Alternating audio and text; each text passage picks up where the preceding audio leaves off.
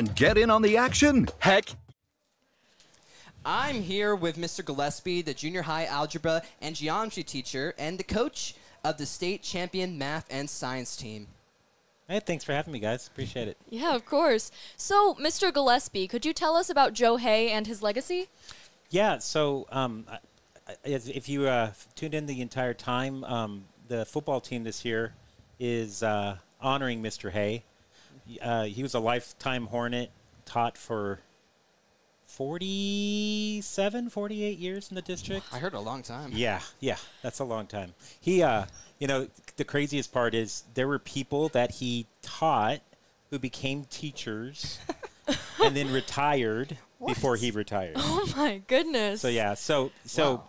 early on, and I guess in the early 80s, he started getting involved in math competitions and started taking Flower Bluff and found a bunch of kids, just a bunch of Bluff kids, and started taking them around the state. And over the years, they started becoming an incredible powerhouse. Wow. The big one we do, and we still do today, that he began was TMSCA, right? That's when we were talking about Texas Math Science Coaches Association, kind of like UIL in that you would do for academics, right? So he took this team around the state, and they have a state championship every year for. Back in the day it was 4A, but now we're 5A, right? So he took that team around the state and started a tradition. I think when we counted, you don't quote me on this, but like 26 years in a row, state champion all by himself. Wow. Started it from nothing, and he took me under his wing when I became a teacher in the Bluff, and he said, "Hey, you want to get involved with my math team?" And I'm like, "Yeah, I like math. I'll do it." He didn't tell me he was, 20-plus year state champion. That's the kind of quiet guy he was. So, yeah, he took me under his wing. And one summer I said, "Hey, I want to get better at this." And he said, "Well, come to my house." And we spent 2 weeks for 2 years at his house during the summer. 2 weeks each summer for 2 years, just teaching me so that I could take over the team for him when he retired. So, yeah, He sounds very humble. he's, incredibly competitive, right? Quiet guy, but super competitive, There's do we have time for a story? I'll tell you a fun story about it. We have a little bit of time for a story. So my favorite story ever was, so we're going to state one year, right? And there's this one contest called General Math, right? It's just like multiple choice math, really hard math. And so this coach came up to him, and we ended up getting second place that year in the math competition, but overall we were the state champion, right? Because there's multiple events involved. So we were the state runner-up by like one question. And the coach come to find out later on was about to retire, and he had been spending the last 2 years building this one team up to try to take down Flower Bluff, right? So this was the one that got first place. Yes, yeah. So he takes, this guy goes after our Hornets, does nothing but tries to try to beat us at state, and he does. So kudos to him. And Mr. Hay, the guy ends up writing a book about it, right? About slaying Flower Bluff, right? That's crazy, right? So it's classic Mr. Hay. He says when he told him, we've been coming for you, and we did it. And Mr. Hay just casually said, "Well, if I knew you were to come in for us, we would have practiced a little bit more." So, on their very best day, right, doing everything they could, they barely beat Flower Bluff, right? Wow. So, yeah, so he was competitive, quiet, but an incredible, if you track back to the days, when did Flower Bluff get known for academics, right? Yeah. And I don't think it's if you start talking to people who grew up here in the 70s, it wasn't in the 70s. It was about the late 80s where there started becoming this tone in the district, like people were moving in, if you think about the property values and everything.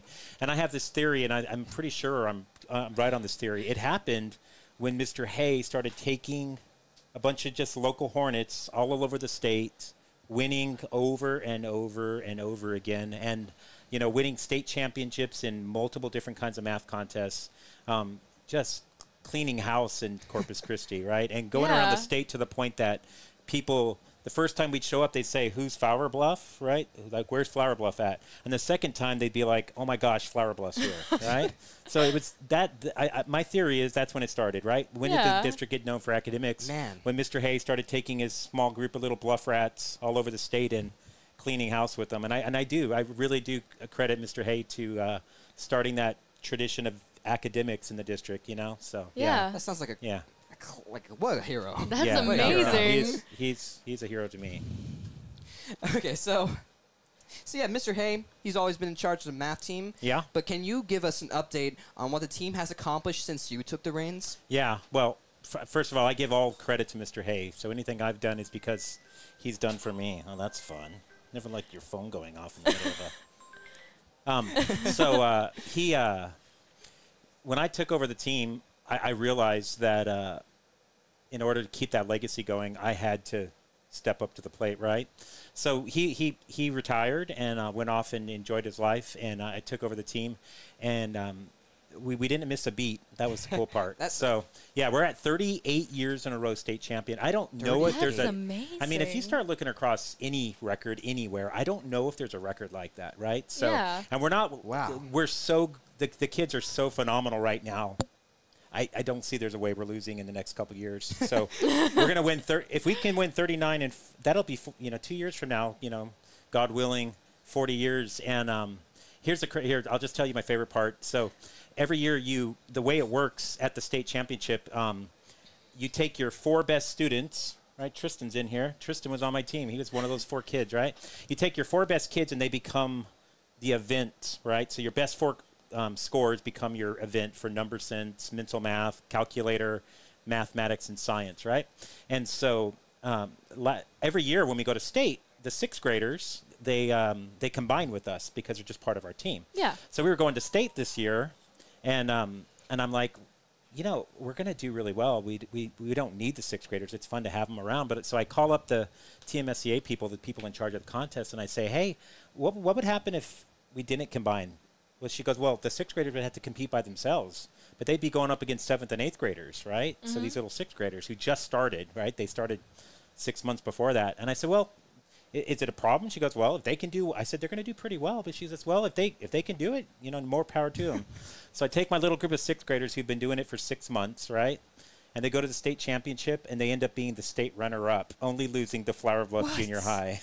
That's crazy. So yeah, that was. So wait, they lost to junior high. The junior high was the only one that beat them, right? So the state champion was Flower Bluff Junior High, and the state runner-up was Flower Bluff Intermediate. A bunch of little 6th graders. We had a lot of angry coaches at us that day. They're like, "Oh, great! Now we don't have to beat. Not only do we have to beat Flower Bluff, now we have to beat Flower Bluff Intermediate." So that was. I don't know if we're going to be able to do that again, but it was pretty cool. Yeah, so it's an incredible tradition. People think, oh, you're just so good at this, but what they don't see, Tristan can attest to this. They practice. They work their butts off. We work like 3 hours a day, times some of them 4 to 5, 3 to 4 years minimum. They've been working 3 to 4 hours a day. Wow. So, and that's how they do it. Like, oh, they're so smart. No, they get it from. They become smart. I always say that. They become the smartest kids in Texas, but they don't start out the smartest kids in Texas. They do it by hard work. So yeah, I'm super proud of them. They're incredible. It's the thing that keeps me going today. I've been teaching a really long time, but it's the thing that keeps getting me out of bed every morning. So yeah. It's an incredible program. There's a lot of kids who come in all over the city, who move into the district just to be part of what's the academics in this school, and I do think it starts from what that math and science team did over the years. Yeah. That's amazing. Yeah. Mr. Gillespey, this is our last question for you today. So obviously, Mr. Hay made such a huge impact on all of his students and the entire community. Absolutely. But what makes Flower Bluff ISD so special to you? So when I first moved out here, it was weird to me, right? I was like, what? It was different, Yeah. And we were sitting in the stands right now watching the game, and we're talking high school, right? Yeah. Where it's all kinds of crazy kids at this age, right? Everybody's, and you walk out there, and it's just a community. It truly is a community. And there's people who try to recreate that or pretend like they're a community, but you walk into their stands or you walk through their school, and it's different. You're like, there's a tone of it's a hostile place, right? It's a place no one wants to be, and you walk through our district, and it's a family.